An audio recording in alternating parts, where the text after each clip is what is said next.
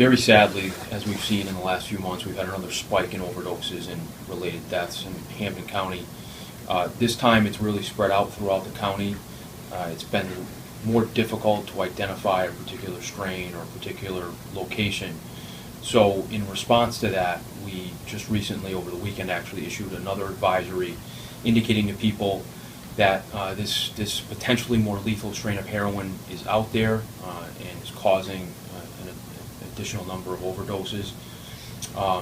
And that's really to heroin users, hopefully, who will see that and be somewhat more careful. Of course, heroin is an inherently dangerous substance to begin with, but it's also to heroin users' families and friends to be more aware and to be more cautious. And in that light, we remind people, we highlighted that the Good Samaritan law exists in Massachusetts and protects people from prosecution or arrest when they call the authorities, police, and police find them in the presence of heroin or with heroin in the process of using it even.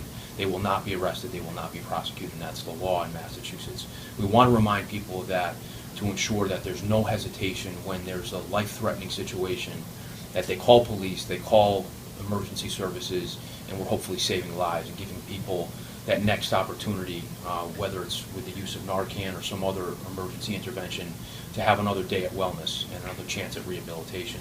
You know, we furthermore wanted to remind people that Narcan or naloxone, which is a substance used in situations where someone's potentially going to suffer an overdose or is in the midst of an overdose, it's available widely. Many police departments have it, all emergency responders have it, and it's available over the counter at most pharmacies. So family members and friends of known heroin users should be aware of that. And again, it's that intervention to give somebody another shot at wellness and rehabilitation.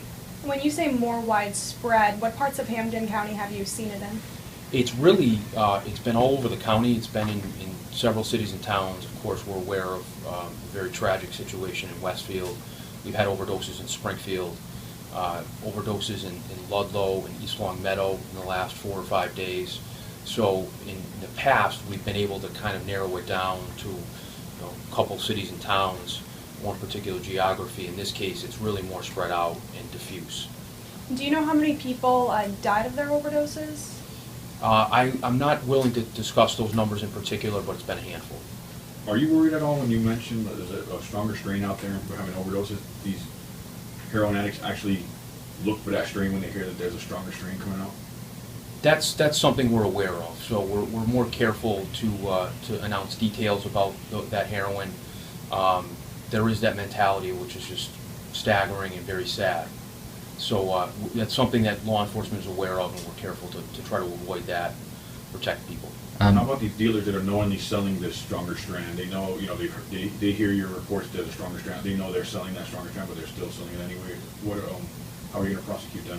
Well, our investigation, arrest, and prosecution has been as aggressive as possible in light of this epidemic, and that goes back months now.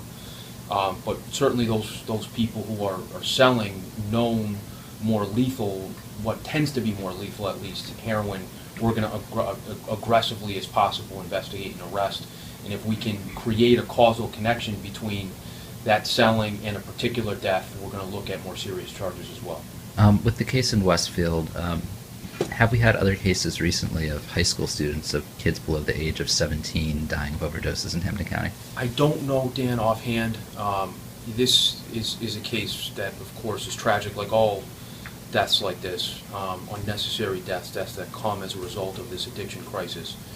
I don't want to speak about prior incidents, and offhand I don't know any specifics, but in this case, first and foremost, it's condolences and thoughts to the family and preventing similar situations like this in the future. We're engaged now through the Massachusetts State Police Detective Unit attached to my office in the Westfield Police Department in investigating that incident as we go forward here. As you know, the individual was arrested over the weekend and was arraigned this morning. And this stronger strain of heroin, have you done any testing to figure out whether there's been adulterated or cut heroin in Hampden County, fentanyl or anything like that? We always make our best efforts to test as quickly as possible, but in many cases it takes days and sometimes weeks, so that those results have not come back yet. How about the drug dealer who sold to this girl from Westfield, the one who was prosecuted this morning, do you know if he has a criminal record already? Has he been arrested before, prior arrest or anything like that? I don't want to speak to anything around Corey laws. His record at this point is probably somewhat public. He was arraigned, held on $5,000 cash bail. We requested $10,000 cash bail. Judge there set $5,000. I believe he's held at the moment. I'm not sure if he'll post or not, of course. But I don't want to speak about his criminal background at this point. And when did this spike in overdoses, when did it start? At the end of last week, we started to get a sense that there was, a higher than normal rate of overdoses. Unfortunately, overdoses happen. They happen at kind of a staggered rate, but when we see them coming together and we see a frequency, that's when we start to react as quickly as possible, in this case issuing the advisory, but it was Thursday or Friday when we started to notice a trend that was concerning.